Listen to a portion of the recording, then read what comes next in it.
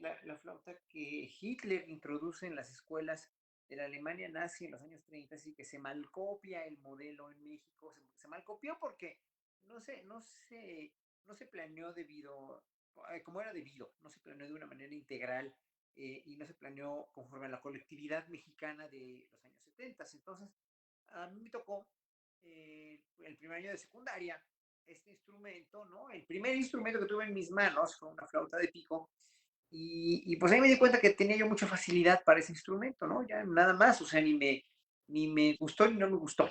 Simplemente yo sacaba todas las melodías muy fácil, era yo muy rápido, ¿no? Los primeros días que la toqué dije, ay, qué padre, bueno, me gustó, pero, y sobre todo tenía yo, te digo, una facilidad enorme como quien hace sumas y restas muy rápido, o como quien, no sé, como quien cose o borda de una manera prodigiosa, o como quien pues tiene aptitudes para un deporte determinado, pues yo me di cuenta que tenía aptitudes para la flauta. Y unos días después, una compañerita de mi salón, Claudia Aguirre, con quien todavía tengo contacto y le vivo eternamente agradecido, tocó para mí, para nosotros, para algunos compañeros que estábamos ahí a su alrededor, empezó a tocar el piano porque ella es hija de un violinista que ya murió, de Sinfónica Nacional, y la puso a estudiar piano desde muy chiquita. Y entonces tocaba muy bonito, tocaba Mozart, entonces yo la oí tocar Mozart y a partir de entonces mi vida cambió, mi vida se transformó total y absolutamente. No quise hacer otra cosa más que ser músico. Sí, me agarró una pasión desbordada y desenfrenada a mis 11 años por la música. Y así fue como me volví músico. No hubo más que ese suceso de Mozart y ya me volví un freak de la música clásica y luché contra viento y marea por sacar adelante mi vida como músico. Mis padres no me querían dejar estudiar música porque para ellos eso pues, no era una carrera, de eso te mueres de hambre, es de bohemios, es de gente que pues no tiene oficio ni beneficio. Ellos no sabían, obviamente, ¿no? Era gente, pues mis papás no pudieron terminar la primaria, era gente de clase trabajadora que tuvieron que hacerlo ellos, es decir, trabajar desde niños, y no hubo otra cosa más que, pues, tratar de proveer sustento a los hijos que tuvieron, que fueron 7, además, demasiados. Pero bueno, pues yo soy el séptimo y a mí pues, me sobreprotegieron mucho, me sobreprotegieron de una manera espeluznante. Entonces querían que yo fuera pues, un abogado prominente, un ingeniero prominente, un médico o alguna de esas profesiones que ellos soñaban con ser alguna vez y no pudieron. Y pues obviamente pues, le salió el tiro por la culata porque yo quise ser músico y luché toda mi vida por eso. Y muy de adolescente ya, en tercer año de secundaria me metí a escondidas de ellos en el conservatorio pues seguí mi camino como músico. Así fue como empecé, dijéramos, ¿no? O sea, toda mi vida ha sido como un poco contracorriente, ¿no? Y bueno, entonces, porque quería yo tocar el piano y en mi casa pues no había piano, no me pudieron comprar un piano, ¿no? No había ni para comer, pues menos para comprar un piano, ¿verdad? El niño que quiere estudiar una carrera que no es carrera. Pues tuve que seguir como flautista y me gustó mucho, o sea, fue mi única opción y pues fue la mejor porque es lo que me ha dado de comer hasta ahora, ¿no? Así Entonces, es. Y lo finalmente, que ha sido interesante que hubo un punto que tú decidiste irte a los Países Bajos, es donde seguiste tu carrera, tuviste que dejar México, pero también muy joven, estabas muy, muy pequeño. ¿Cómo fue esa decisión? ¿Cómo se dio? ¿Fue una beca o cómo llegaste a los Países Bajos? no, para mí Holanda, ¿no? Los Países Bajos eran desde el momento en que empecé a volverme freak de la música clásica a los 11 años, en la radio pública mexicana, que es una radio de la cual tenemos que estar siempre orgullosos, porque es una radio maravillosamente bien llevada, una radio con una cultura de la comunicación y una cultura también de las radios como la XLA o Radio UNAM o Radio Educación o Opus 94.5 hoy a la fecha. Son radios que programan mucha música clásica y además con muy buena programación. ¿No? Superan por mucho a la mayoría de las estaciones convencionales de otros países. Y desde entonces, desde los años 70, pasaron grabaciones muy buenas, ¿no? Y yo sabía que los flautistas holandeses eran pues los líderes de este instrumento, ¿no?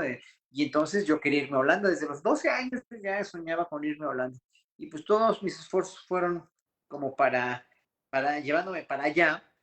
Me fui a los 17 años, muy joven. No tuve una beca porque yo estudiaba un instrumento que no existía en los planes de estudio de las escuelas de música en México, y además pues nadie lo consideraba un instrumento serio, acababa de llegar como instrumento escolar y finalmente fue todo como muy, era como muy difícil estudiar porque que no sabían qué era, pues, ¿no?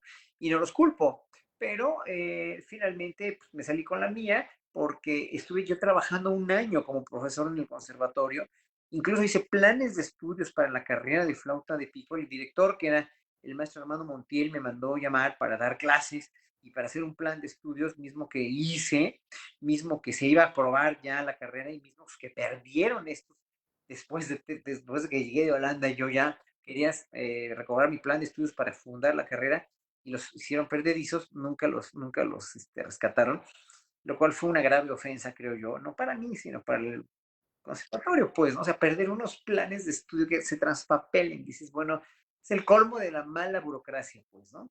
Entonces, pero bueno, di un año de clases, fui un profesor muy jovencito, pues tenía yo 16 años, cuando fui profesor de conservatorio, y también di clases un año en la Superior de Música, y con ese dinero, mis papás ya estaban, pues, no convencidos, pero estaban, ahora sí que se quedaron callados, ¿no? De que quería yo ser músico y iba a hacer todo lo posible por hacer mi vida, ¿no? O sea, estuve ahorrando todo ese dinero, me dieron chance de ahorrarlo y finalmente me gané una beca también, me gané un premio, ¿no? No fue una beca, fue un concurso al que entré por Enciclopedia Británica de México llamado Rutas del Conocimiento y me gané una beca por $6,000, ¿no? Entonces, por haber escrito un artículo sobre Telemann, que era el gran compositor alemán Georg Philipp Telemann, que eran sus 300 años o iban a ser sus 300 años de nacimiento, y me gané esa beca por $6,000, más otros 6,000 que había yo ahorrado, pues me fui con todo mi dinero yo ganado por mí solito. Entonces, no, a mí no Solo me dejó ni te nada. aventaste. Pues me aventé con mucho, sí, como te digo, siempre fue nadar contra corriente, porque yo nunca, o sea, yo fui con Rafael Tavari de Teresa en ese entonces, que estaba en Fonapaz, y con Lorenzo Lazo, que es gran amigo mío, y me dijeron, es que no podemos ayudarte, porque no es un instrumento que se estudia aquí, no nos sirves de nada. Dijeron, no sirve Mira, de nada una persona que toca ese instrumento. Entonces, no, si estudiaras corno o violín o viola o cello o flauta transversa, pues todavía podrías, pero no tienes derecho. O sea, finalmente, mira, yo creo que todo te lo buscas tú en la vida, ¿no? Y yo me busqué lo que quise tener. Así que, ¿y cómo fue tu experiencia una vez que ya estuviste en Holanda, cuando realmente llegaste a este mundo, digamos, de la música, con grandes flautistas que tuviste la oportunidad de conocer, de estudiar? ¿Cómo cambió tu visión a la música? ¿Qué te dio esa experiencia cuando estuviste ya en Holanda? bueno, esta es una gran pregunta porque eh, al final del día, yo sabía que era muy talentoso porque sabía que tenía yo facilidad, ¿no? Si no, no me hubiera lanzado. Y tenía una pasión desbordada por ser músico, tenía una pasión extralimitada. Yo quería, por sobre todas las cosas, ser músico y, y lo iba a lograr. La cuestión es que allá en Holanda pues me di cuenta que con esa pasión y esa facilidad que yo tenía, no iba yo a lograr hacer nada, porque lo que tenían ellos, o lo que tienen en escuelas tan avanzadas de instrumentos o de deportes o de danza o de lo que tú quieras, ¿no?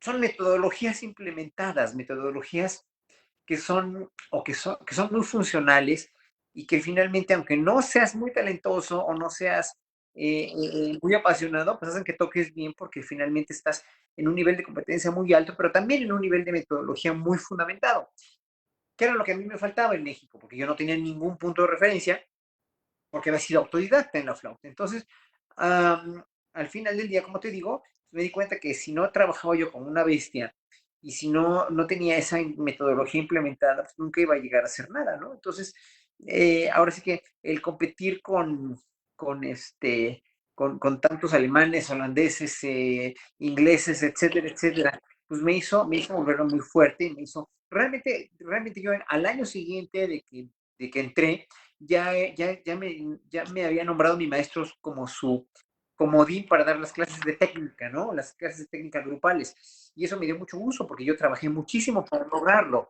Y también ganaba, ahora que me dio COVID-19, que no estuve grave, por fortuna, ¿no? Me pasó nada en los pulmones, pero pues me acuerdo que yo desde entonces tenía una capacidad respiratoria muy buena. Yo les ganaba había concursos de respiración y yo todos los ganaba porque aunque era yo mexicano y chiquito y chaparrito en comparación a las madresotas de 2 metros que había por allá, ¿verdad? Pues yo les ganaba, me los llevaba de calle en la respiración, siempre he tenido muy buena respiración, por eso ahora que me dio el COVID no me pasó nada.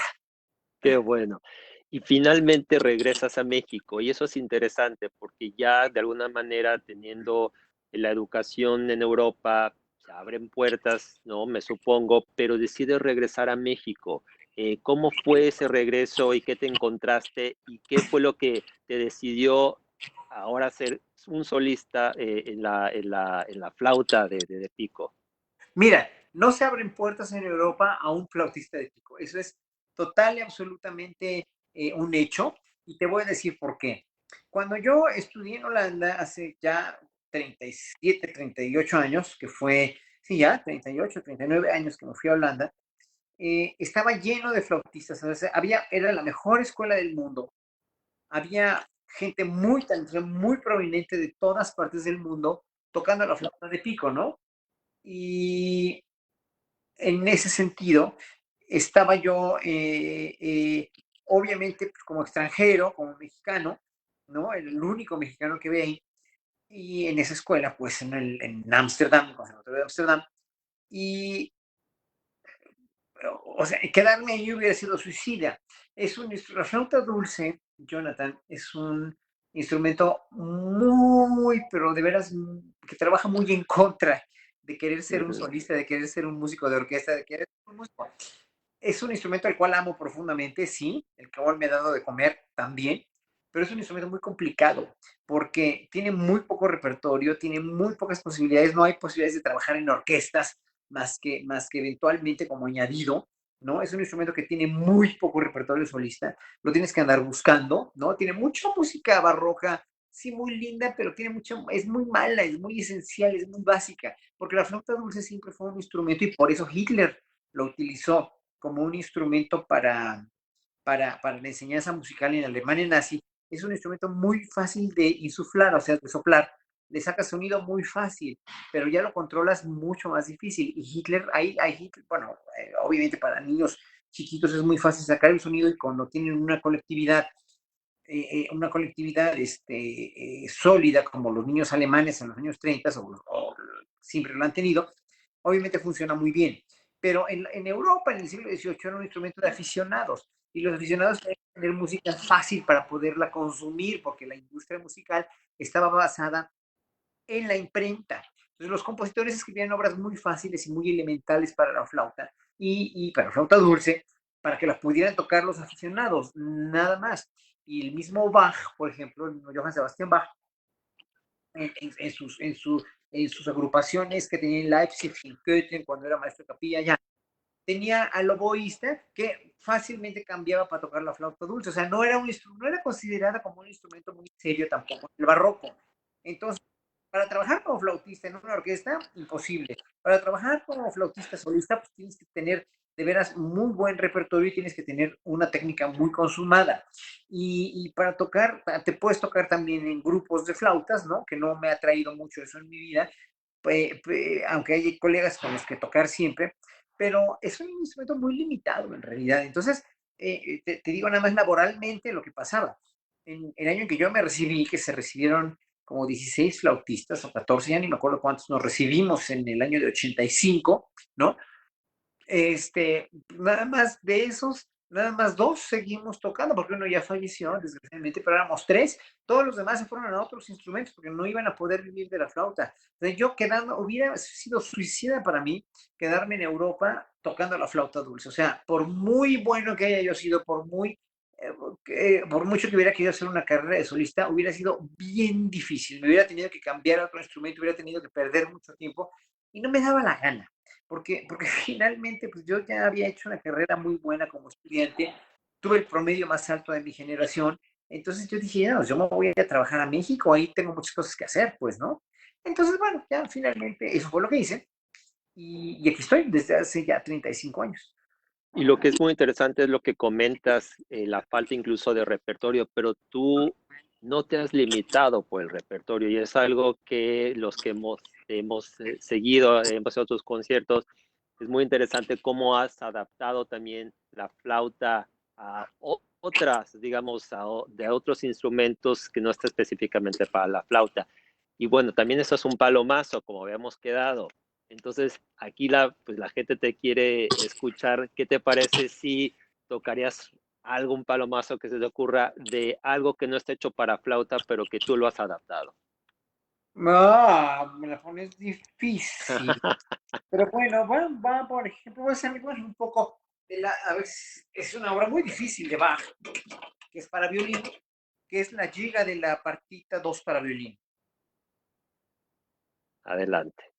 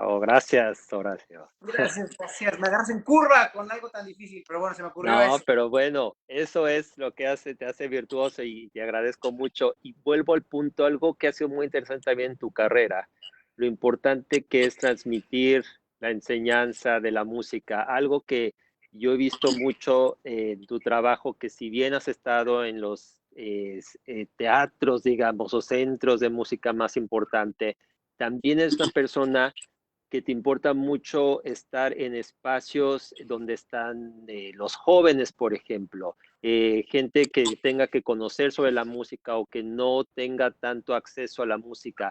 ¿Por qué es importante para ti?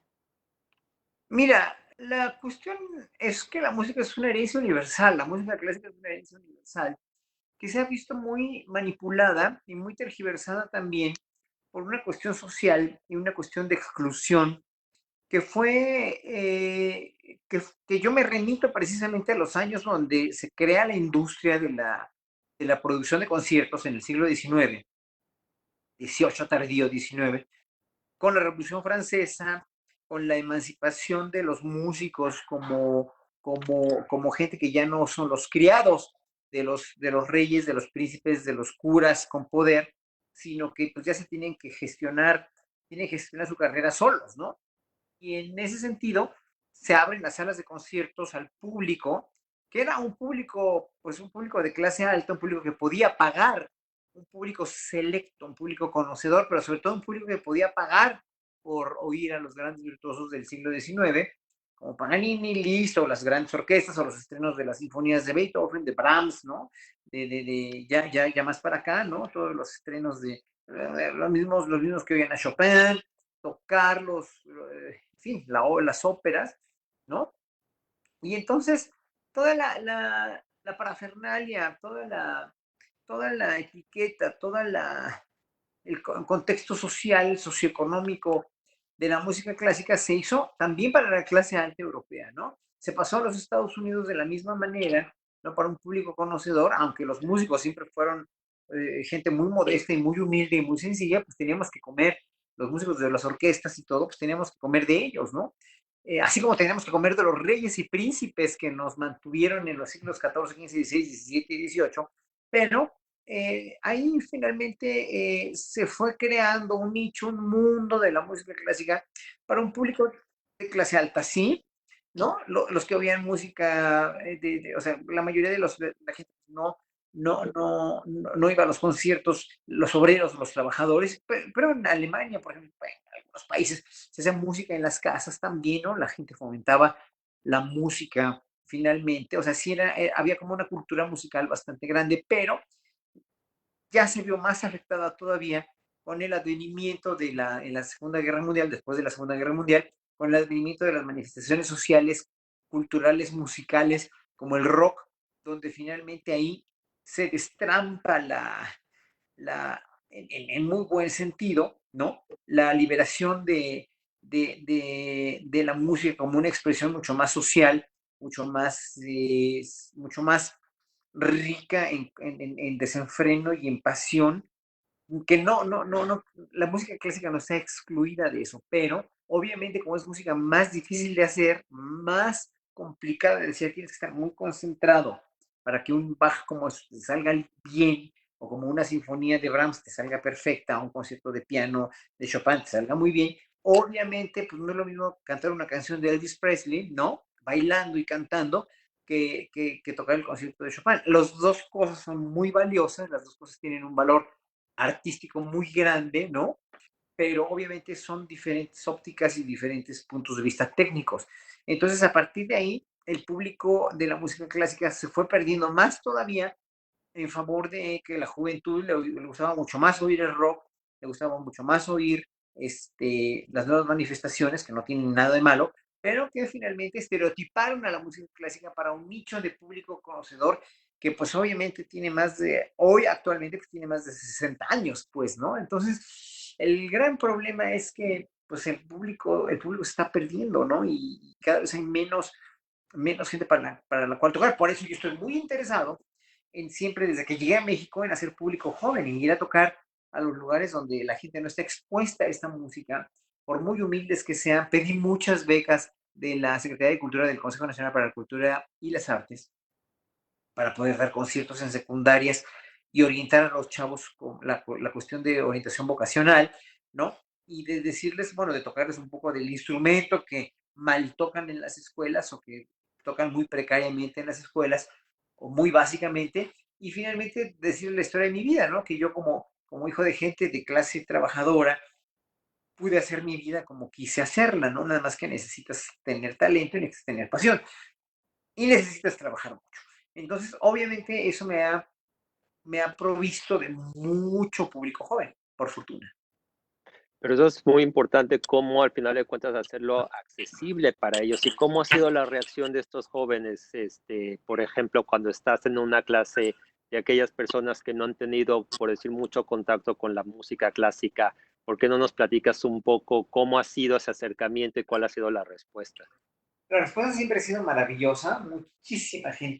Muchísima gente me agradece mucho que dejó hacer a sus hijos lo que ellos querían: estudiar filosofía, estudiar historia, estudiar una cosa como, no sé, estudiar danza, estudiar música, porque me vieron en las escuelas secundarias, o porque me vieron en algún concierto en alguna plaza en Iztapalapa, por ejemplo, o en Ciudad Neza, donde finalmente pues, la gente es igual de sensible que en todos lados.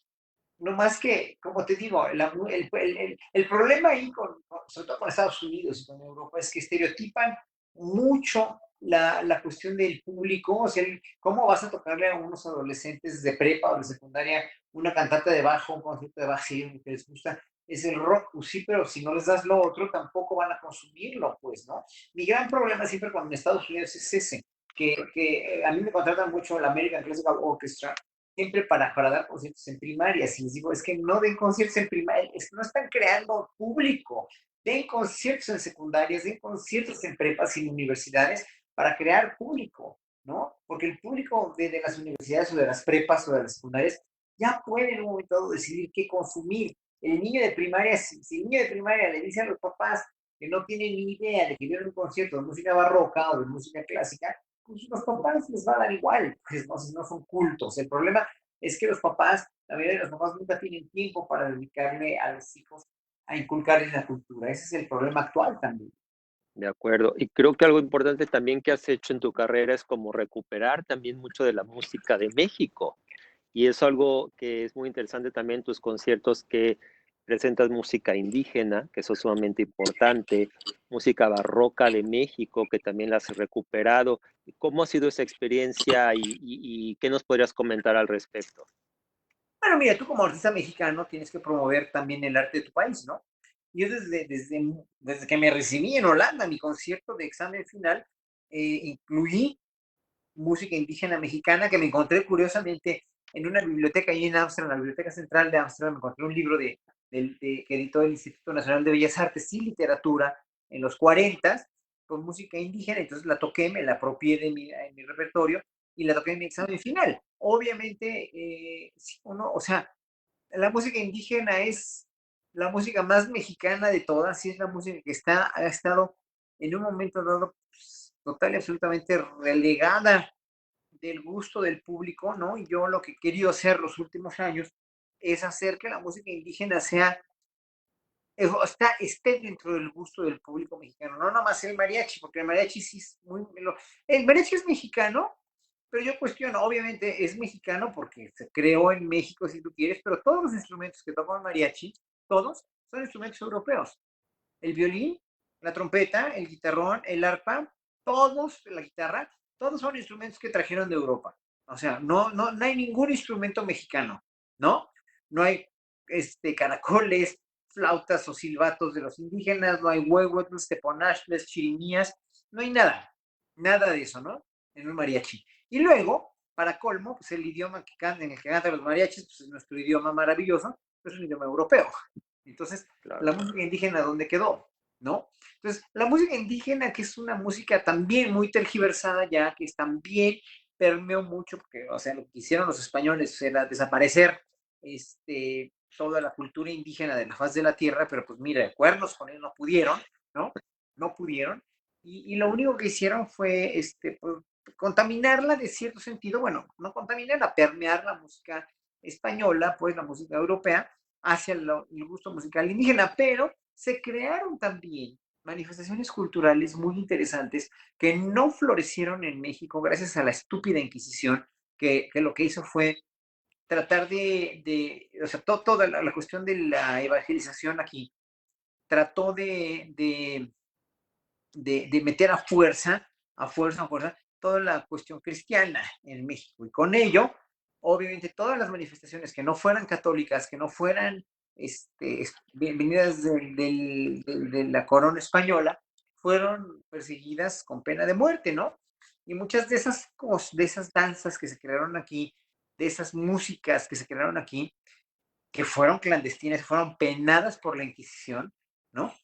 Fueron florecidas en Europa, como la chacona, que es una danza evidentemente mexicana, ¿no? Ya se sabe que es mexicana, y fue a parar a Europa porque los idiotas de la Inquisición, la estupidez de la Iglesia Católica y la estupidez de la corona española, pues nunca quiso dejar florecer aquí, ¿no? Entonces no hay ninguna chacona que se haya conservado del virreinato, que estaba prohibido, bajo pena de muerte, obviamente, te quemaban en leña verde, ¿no? Y fue para Europa y los grandes compositores como Bach, Telemann, Vivaldi, hasta Liszt hicieron chaconas, así que bueno, imagínate qué triste y qué patética es la historia de México en ese sentido, ¿no? ¿Y podrías, hablando de esos palomazos, un palomazo de música indígena, No tengo aquí la flauta, ¿no? mira, hubiera sabido, pero no, porque tendría No, que bueno, cascabel y entonces, todo. Ahí se no, las para debo la para la próxima, próxima. no las debes esta. Sale. Perfecto. Pero fíjate que también algo que es importante mencionar de ti, Horacio, es como también has tenido una vida activista en México por muchas causas y sobre todo por minorías, entre ellas también la indígena, pero algo muy importante también, el activismo que has tenido para la comunidad LGBTQ. Sí quisiera que nos comentaras un poco cómo ha sido esto, cómo has visto el cambio, cómo ha sido también tu participación en este movimiento que ha sido también tan importante en México. Bueno, mira, tú que eres un diplomático que ha propugnado por nuestros derechos de una manera ejemplar, por eso se te respeta, se te admira y se te tiene en un nicho en México, pues eres una de las personas más prominentes en ese sentido. Compartes conmigo lo mismo, compartes conmigo el ideal de igualdad en los derechos, de igualdad en el trato, de igualdad en todo, pues, ¿no? O sea, somos iguales a los demás, nada más que pues, tenemos preferencias sexuales diferentes y eso nos hizo muy vulnerables, nos hizo muy vulnerables en una época, misma vulnerabilidad que se da ahora con las gentes transgénero, ¿no? Que están a la orden del día en asesinatos, etcétera, en maltrato también.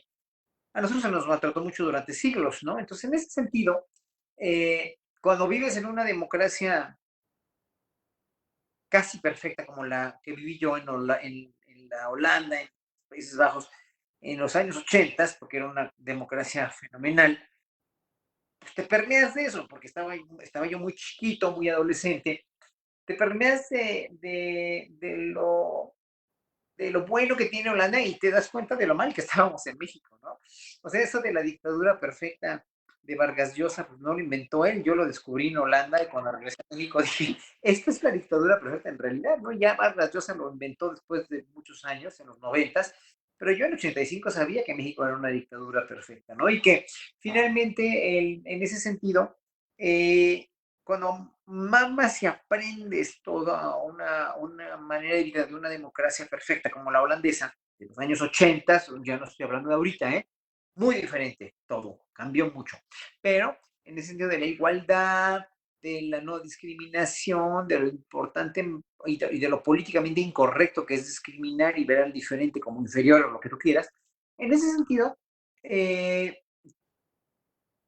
llego a México en los 80 y veo todo el atraso social tan aberrante que hay, todo el machismo permeado, toda la discriminación hacia los indígenas, toda la cuestión del güerismo, del extranjerismo, del malinchismo tan anquilosada que todavía existía en los 80, que dije, híjole, es que esto tiene que cambiar, ¿no? Y entonces empecé poco a poco, a la par de hacer consolidar mi carrera, ¿no? De tener una carrera consolidada, empecé a propugnar por estos derechos, por estas cuestiones de derechos, simplemente de reconocimiento legal y de no discriminación, ¿no? Realmente de esa igualdad que no le conviene a mucha gente, que no le conviene sobre todo a la gente de la derecha, las cuestiones, la gente eclesiástica que siempre ha estado en contra, pero que finalmente, pues bueno, o sea, el que yo siempre digo y lo diré con políticos corruptos, con gente que le tira hoy al gobierno de México, con gente con la iglesia católica misma, ¿no? El que esté libre de pecado, que tire la primera piedra, o sea, nada más, ¿no? Por mucha razón que digan tener, ¿no? Entonces no tienen por qué meterse en cosas que no tienen por qué, que son las leyes mexicanas. Entonces, desde los 90 me vi muy, pero muy, muy activo en tratar de conseguir la cuestión del matrimonio igualitario, las sociedades de convivencia, primero matrimonios igualitarios, etcétera, etcétera, etcétera. Pero como no soy político, ni me he metido jamás en la política, ni quiero meterme en política, ¿no? Me costó mucho trabajo decidir cómo. O sea, tendrá que ser por mi trabajo como artista, entonces, como activista, pero siempre sustentándome en el trabajo artístico, ¿no? Y fue así como o sea, porque para un político pues es muy fácil, incluso para un escritor es muy fácil. Por eso los escritores siempre tienen mucho más cabida y mucho más campo de acción, ¿no? En la opinión pública que un músico, De ¿no? acuerdo. Y más que un músico clásico, por si yo fuera cantante de protesta como Oscar Chávez, tan brillante que acaba de morir, si yo fuera cantante como de Café Tacuba, o si yo fuera como el trío, si cantara música en español, pues obviamente otra cosa, pero estoy tocando música barroca, imagínate, música indígena, música y un instrumento y haciendo música del siglo XVIII, ¿qué carajo tiene que ver con la liberación de un pueblo, verdad? Claro, claro. Me costó mucho trabajo, o sea, te digo que siempre he trabajado contracorriente, así hasta en el activismo hay que trabajar contracorriente, ¿cómo? Pues tocando baja en las marchas gays, que no es nada fácil, porque tienes un montón de ruido, un templete donde te da todo el aire, que a veces tienes este instrumento además es muy delicado, porque si a esta partecita de acá que estoy señalando con mi dedo, le entra tantito viento, deja de sonar, cosa que no tiene la trompeta, cosa que no tiene el clarinete, por eso las bandas de guerra o las bandas en el siglo XVIII, XIX, nunca incluyeron una cosa como esta, porque pues imagínate, con el viento que hay en Francia o en Alemania o en Holanda o en Inglaterra, pues esto deja de sonar, es un instrumento Claro. para indoors, ¿no? Para interiores y además para acústicas muy resonantes, entonces, pues por eso tampoco tuvo cabida, pues, o sea, tocó un instrumento casi que de papel, pues, ¿no? Entonces, el problema es que pues, yo tuve que tocar en las marchas gays para propugnar con nuestros derechos o con los indígenas también en lugares afuera, pues no es nada fácil, pues, ¿no? No ha sido fácil, pero mira, eso te hace como que te curte también y te hace de una piel muy gruesa.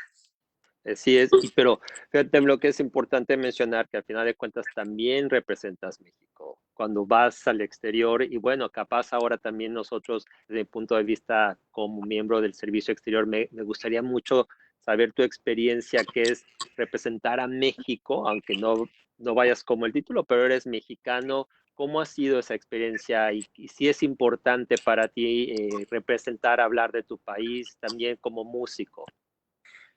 Mira, para mí representar a México como embajador cultural ha sido de gran importancia porque finalmente lo que estás haciendo es presentar una imagen de México muy desconocida. Tú lo sabes muy bien porque eres un gran diplomático.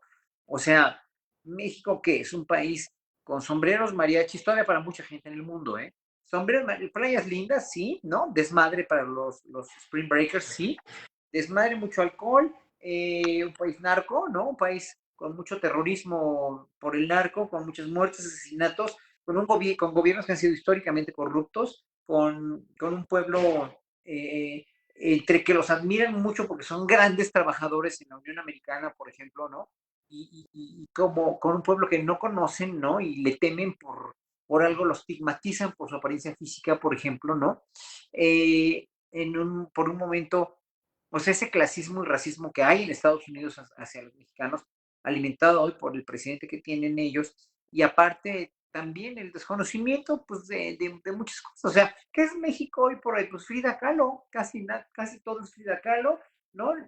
Muy poco se sabe, o el mariachi, ¿no? O la comida, pero muy poco se sabe de la vida cultural tan intensa que hay aquí con artistas plásticos maravillosos, con bailarines maravillosos, con coreógrafos maravillosos, con actores maravillosos, que son unos cuantos, pero que hubieran podido tener más cabida si hubiera habido más patrocinio o más, sí, más interacción con el extranjero a partir de, de managements europeos y americanos con los artistas mexicanos que no nos conocían o que no conocían, pues, ¿no? Y en un momento dado, aquí ha habido pianistas maravillosos que se han ido, pues, estancando porque no tuvieron una carrera, ¿no? Los únicos que la han hecho realmente, los únicos que la han hecho, y eso es, lo digo muy enfático y lo voy a decir siempre, y que me lo rebate el que quiera, los únicos que lo han hecho muy bien en el extranjero son los tenores por una cuestión meramente laboral, meramente de necesidad de las casas de ópera europeas que necesitan voces genéticamente muy dotadas o más dotadas que las europeas por tenores ligeros, que no los tienen en Inglaterra, ni en Alemania, ni en Holanda, ni en Rusia, menos en Rusia, ni en Europa Oriental, ni en Hungría, ni los tenores más dotados del mundo son los mexicanos y los latinos, ¿no?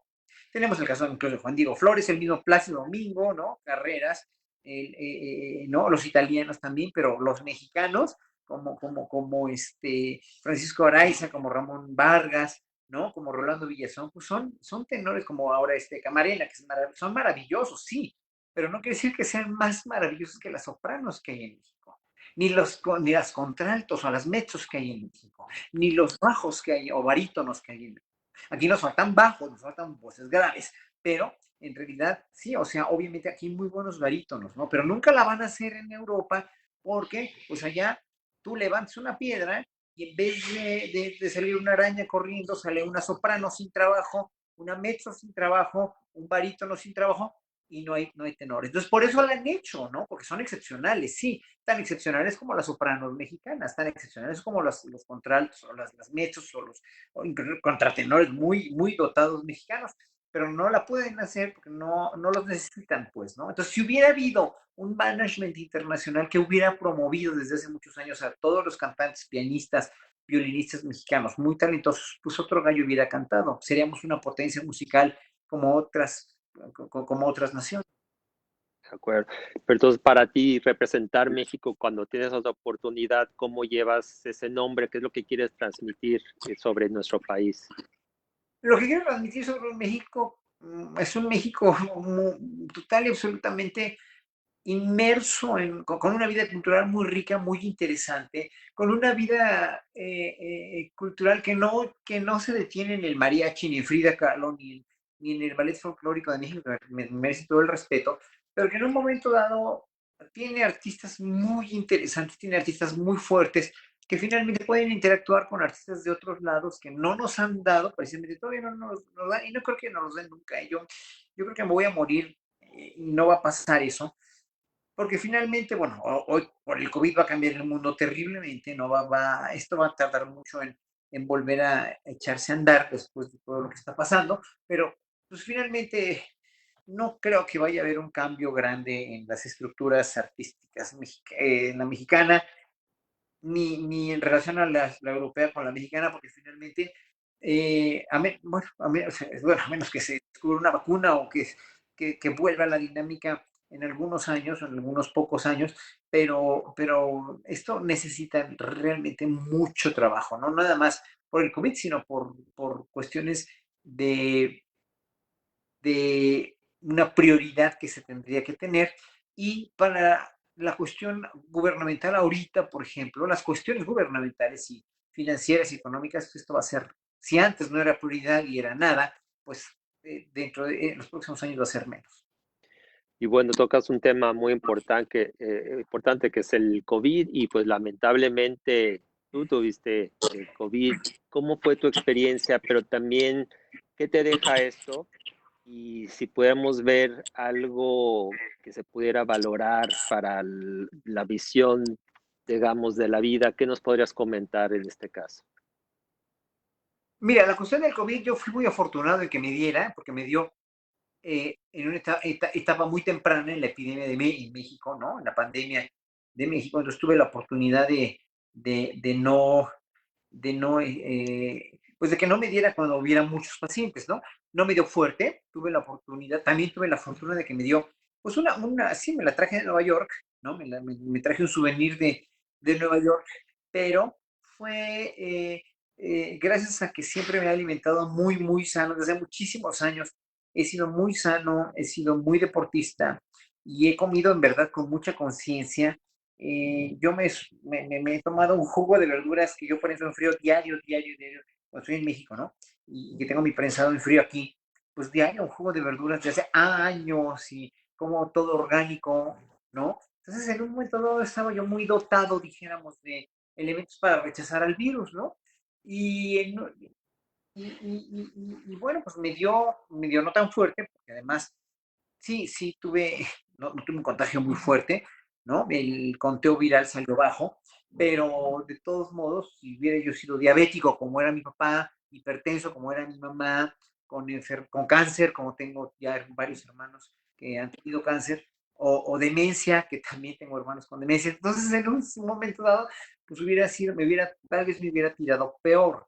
Ahora, la cuestión de tenerlo o no tenerlo, pues es finalmente ya casi irrelevante, porque finalmente no es tan mortal en mucha gente, pero lo importante es cuidar a la gente vulnerable, ¿no? Y en México hay muchísima gente vulnerable, en los Estados Unidos hay muchísima gente vulnerable.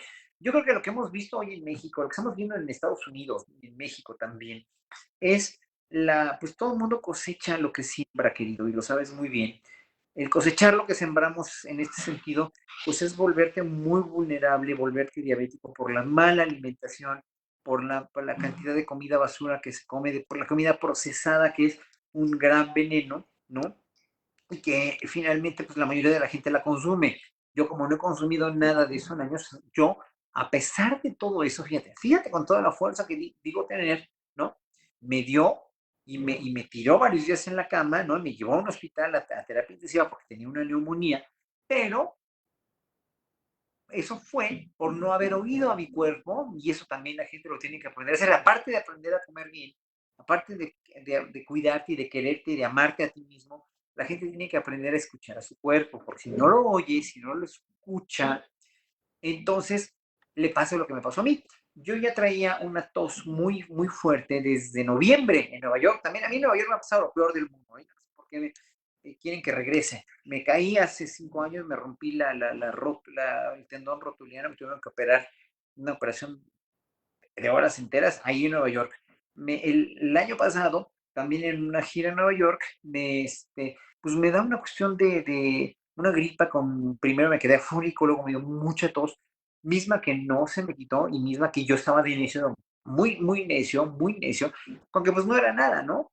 Y esa tos estuvo presente durante casi un mes, se me quitaba, me daba otra vez con aires acondicionados o enfriamientos, y pues obviamente me dejó vulnerable para el COVID, yo creo. Entonces, pues obviamente el no escuchar al cuerpo, el decir, no, no, no, yo estoy bien, es una simple tosecita, pues no, una tosecita no es normal, una diarrea no es normal, un dolor de oído no es normal, un dolor de cabeza tampoco. Entonces, por mucho que te sientas Popeye o por muy Tarzán que te sientas, no puedes en un momento dado no oír a tu cuerpo y tienes que ver qué es lo que te está diciendo. Entonces, por eso también esto fue un gran aprendizaje también, ¿eh? Lo del COVID para mí fue un gran aprendizaje. Oye a tu cuerpo, cuídate más, no te excedas en ese sentido. Y bueno, pues ahora sí que pues uno aprende, ¿no? Y como te digo, bueno, finalmente el COVID va a ser una enseñanza muy grande para todo el mundo, ¿no? O sea, aquellos que lo ven como castigo y con pánico, pues obviamente, como te digo, uno siembra, uno cosecha lo que siembra. De acuerdo. Y uno se tiene que adaptar a esta nueva realidad. ¿Y cómo va a ser esta adaptación para Horacio? Pues mire, esta adaptación ha sido muy tranquila, ¿no? Porque me enfermé, me vine a enfermar aquí y no hay mejor cosa que enfermarte en tu casa. También con la operación de la rodilla me vine a operar aquí. Yo no quisiera enfermarme nunca en un lugar donde no sea mi casa. Entonces me vine a sanar aquí, me vine a curar aquí en mi casa. En mi casa es como, para mí es como un templo de amor porque finalmente estoy a gusto aquí, vivo muy contento, muy a gusto con mi marido, con Arturo, que lo conoces muy bien. Y finalmente estuvimos acompañándonos porque yo lo contagié a él también y estuvimos aquí pues rumiando nuestra enfermedad durante varias semanas. Nos curamos, nos cuidamos mucho, nos curamos y hoy por hoy estamos bien. Y ahorita lo que, bueno, estoy haciendo mucho es todas las cosas por internet, evidentemente. Estoy haciendo todas las clases del conservatorio, porque soy profesor de tiempo completo del conservatorio. Doy interpretación de la música, doy coacheo vocal en idiomas a los cantantes, interpretación a los pianistas. Bueno, doy metodologías de estudio, doy lo que se pueda, ¿no? Este, englobado bueno, a todos los alumnos que estudian conmigo en el Internet, pues, ¿no? Y es toda una experiencia porque hay mucho delay, mucho retraso en lo que tú oyes. A veces la conexión a Internet está tan mal que finalmente tienes que adaptarte también. O tienes que dar clase a partir de un video que te manden, ¿no? Por ejemplo. Y en un momento dado, bueno, es dar clases en conservatorio, hacer lo que estoy haciendo en mi sitio de YouTube, que los invito a todos a suscribirse, que es Horacio Franco. Ahí estoy subiendo casi un video diario. Empecé con las 12 fantasías de Telemann, se llamó Cuarentelemann en ese entonces, ¿no? Hace varias semanas. Y luego ya grabé las fantasías de Telemann y ahora estoy grabando cosas. Luego empecé a grabar cosas de Bach para flauta sola. Y ahora estoy grabando con un clavecinista, que ha sido un reto también padre, porque pues hay que sincronizar, ¿no? O sea, se tiene que sincronizar el video con el audio. Y bueno, tocamos, ¿no? Me manda la pista, yo lo sigo, y ya finalmente lo edita un alumno mío del conservatorio que está haciendo pininos en esto de la edición y hace una maqueta sonora muy padre, ¿no? Conforme a la versión que le mandamos y ya lo sacó en YouTube. Entonces, bueno, eso es padre, o sea, no voy a dejar de tocar, no voy a dejar de estudiar, pero lo que sí voy a extrañar mucho y seguramente todos los artistas lo van a extrañar es el contacto con el público, ¿no? Es el contacto de esa mística de una función de teatro, de una función de danza, de un concierto donde se entabla una comunicación de emociones, de sentimientos, de sensaciones al público que está sentado escuchándote, pues eso ahorita no va a existir, ¿no? A mí me trauma mucho estar tocando para un teléfono, pues, ¿no? Pero pues ni modo, ahí está y así lo tendremos que asimilar. Entonces es una nueva manera de vivir tu vida, ¿no? También, o sea, obviamente igual va a ser con todas las cuestiones sociales, ¿no? Y sexuales también, ¿no? O sea, tú va a tener que ser por teléfono, pues ni modo, o sea, ¿qué haces? No, no vas a poder, Así es. ¿no? Y bueno, hablando de esta nueva situación y que todo mundo te queremos escuchar, ¿qué te parece si antes de despedirnos, otro palomazo de tu parte, algo que tú quisieras tocar y compartir con nosotros? ¿Cómo no? Les puedo tocar un movimiento de bajo, de la partita para otro bajo o un telemann. ¿Qué prefieres? A ver, tú escoge. Vamos con el Telemann ya para cambiarle. A ver, escógeme un número del 1 al 12 para tocar una fantasía. ¿Qué número? Del 1 al 12. ¿Cómo ves el 4? El 4. Bueno, ahí te va. La fantasía 4 de Telemann.